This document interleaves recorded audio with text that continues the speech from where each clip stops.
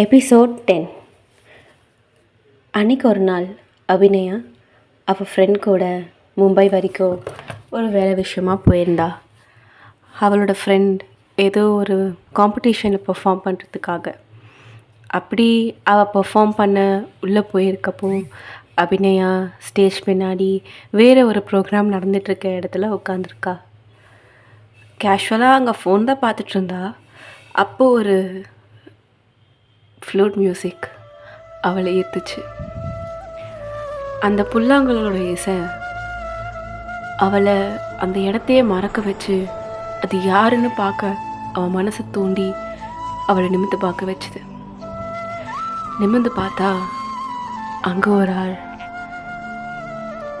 அழகா கருப்பா அப்படியே பார்த்ததும் யாருமே மயங்கிற மாதிரி ஒரு அழகோட வசீகரமான தோற்றத்தோடு இருந்தார். அவரோட உதடுகள் அந்த புல்லாங்குழலை இசைக்க இசைக்க அந்த புல்லாங்குழலுக்கே வெக்கம் வந்த மாதிரி அதுவும் பாட்டாக சினுங்குது. அந்த இசை கூட அந்த புல்லாங்குழலோட வெக்கம் மாதிரி அவ்வளோ அழகாக தெரிஞ்சுது. அந்த இசை அவள் மனசுக்குள்ளே நேராக பாஞ்ச மாதிரி ஒரு உணர்வை கொடுத்தது.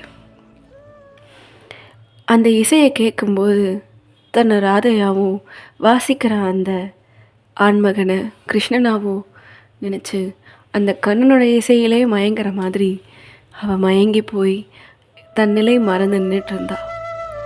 அப்போ அபிநயாவோட ஃப்ரெண்டு அவளை தொட்டு, என்ன பண்ணிகிட்ருக்க, எவ்வளோ நேரமாக கூப்பிடுற, கிளம்புற இன்னும் இருக்கா இல்லையா, வா போகலாம் அப்படின்னு கூட்டிகிட்டு போகிறா. காம்படிஷன் அட்டன் பண்ண தன் ஃப்ரெண்டு செலக்ட் ஆனாலா இல்லையா அதை பற்றிலாம் கேட்கக்கூட அபிநயாவோட மனசு அங்கே இல்லை. அவளை எங்கே இருந்து அவள் ஃப்ரெண்டு எடுத்துகிட்டு போகிறாளோ அந்த மேடையில் பாடிக்கிட்டு இருக்க அந்த வசீகரமான ஆளோட அந்த இசை மட்டும்தான் அவள் மனசுக்குள்ளேயும் அவள் எண்ணங்கள்லேயும் ஓடிக்கிட்டு இருக்கு. அந்த இசை இந்த நாள் வரைக்கும் அவன் மனசில் அழியாமல் இருக்கு. அந்த முகம் கூட அவளுக்கு மறந்த மாதிரி தெரியல. ஆனால் அதை ஞாபகப்படுத்தி பார்க்கும்போது தோன்றவும் இல்லை. கடவுளை பார்த்தா நமக்கு வர ஒரு தோன்றம், அந்த தாட்டோட அபிநயா தன்னைத்தானே மறந்துருந்தா. யாருமே எக்ஸ்பெக்ட் பண்ணாத மாதிரி ஒரு ஆளை அவள் பார்த்தா. எக்ஸ்பெக்டேஷனில் கூட இவ்வளோ அழகான ஒரு ஆளை பார்த்துருக்க வாய்ப்பே இல்லை. அவரோட குரலை கேட்கணுன்னு ரொம்ப ஆசைப்பட்டா. அந்த இசை அவள் காதுக்கு கேட்டுக்கிட்டு இருக்கும்போதே அபிநயா தூக்கத்துலேருந்து டக்குன்னு எந்திரிச்சிடுறா. அவள் கேட்ட பழைய அந்த இசையை அவள் இப்போ இருக்க அந்த வீட்டில் பியானோவில் கேட்குறா. ஃப்ளூட் மியூசிக்காக இருந்தால் என்ன, பியானோ மியூசிக்காக இருந்தால் என்ன, அந்த மியூசிக் அவளுக்கு மறந்து போகலை. அதனால் மியூசிக் வர திசையை போய் பார்த்தா பிரசாத்தோட ஃபோன் ரிங்டோன் தான் அது. அது ஸ்டேஜ் பர்ஃபார்மன்ஸ் தானே, யாருனாலும் அந்த ரிங்டோன் வைக்கலாம், ஏன் வச்சாங்கன்னு கேட்க முடியாதே. மேபி அது ஒரு ஆல்பமாக கூட ரிலீஸ் ஆகிருக்கலாம், சரிதானே. இப்போது அபிநயா கனவுல வந்தது அவள் லைஃப்பில் நடந்த ஒரு பார்ட் தான். ஆனால் சம்மந்தமே இல்லாமல் அந்த மியூசிக்கும் அந்த எண்ணமும் அவளுக்கே இன்றைக்கி வந்துச்சு. அது அவளுக்கே தெரியல. இத்தனை நாள் எந்த எண்ணமும் இல்லாமல் இருந்த அவளுக்கு திடீர்னு ஒரு பழைய தாட், மேபி அந்த மியூசிக்கால் கூட இருக்கலாம். பிரசாத் அந்த ரிங்டோனை கேட்டதும் ரொம்ப வருஷம் கழித்து அந்த ஒரு பாட்டை கேட்ட மாதிரி ஒரு ரியாக்ஷன் கொடுத்தான்.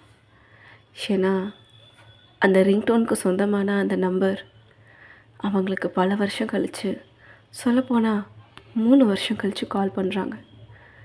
அந்த காலை எடுக்கலாமா வேண்டாமான்னு பிரசாத்தோட மனசில் 1000 கேள்வி.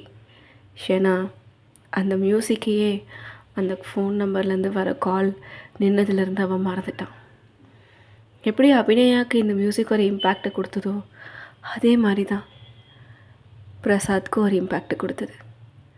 அந்த ஃபோனை பார்க்க பார்க்க பிரசாத்துக்கு ஹார்ட் பீட் ஏறி படப்படன்னு வேர்த்து ஊற்றுது. அப்போது மாணிக்கம் வீட்டுக்குள்ளே வராரு. வரவர் கூட ஒரு 2 வயசு சின்ன பொண்ணு வரா. அந்த பொண்ணு பார்க்க மாநிறத்தில் அப்படியே முகம் எல்லாம் பளபளன்னு, கண்ணு அப்படி துரு துருன்னு, அந்த குழந்தைய யார் பார்த்தாலும் தூக்கி வச்சு கொஞ்சணும் போல இருக்கும். விலையாக இருந்தால் தான் அழகா என்ன அப்படின்னு கேட்குற அளவுக்கு அவரோட கண்கள், அவருடைய முகம், அவருடைய தோற்றம் அவ்வளோ அழகாக இருக்கும். அந்த அழகான குழந்தையை கூட்டிகிட்டு வர மாணிக்கம் ஏதோ ஒரு ஹோப்போடு அந்த குழந்தைய கூட்டிகிட்டு வந்திருக்காருன்னு மட்டும் தெரியும். குழந்தைய பார்த்து ஆச்சரியப்பட்ட அபிநயா இந்த குழந்தை யாராக இருக்குன்ற தாட்டோட மாணிக்கத்தை பார்த்து, ஆமாம் இந்த பொண்ணு யார் அப்படின்னு கேட்குறா.